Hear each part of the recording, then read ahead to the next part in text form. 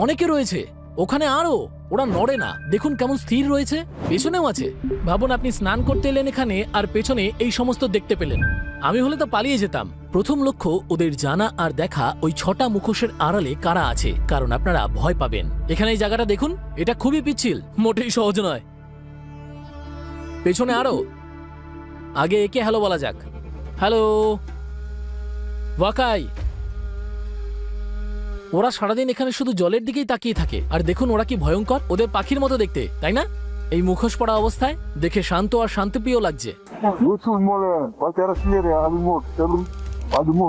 তবে প্রথমে ওদের ভালো করে জানতে হবে কেন এই জলপ্রপাত এত পবিত্র, ওরা আসলে কি রক্ষা করছে। আমি প্রত্যেকের কাছে যাব আর বন্ধু হওয়ার চেষ্টা করব। প্রার্থনা করুন যেন না পড়ি। জানি না কোনটা বেশি বিপজ্জনক, নদী না উপজাতি। মানে এই সেতুটাকে ভরসা করা খুবই মুশকিল।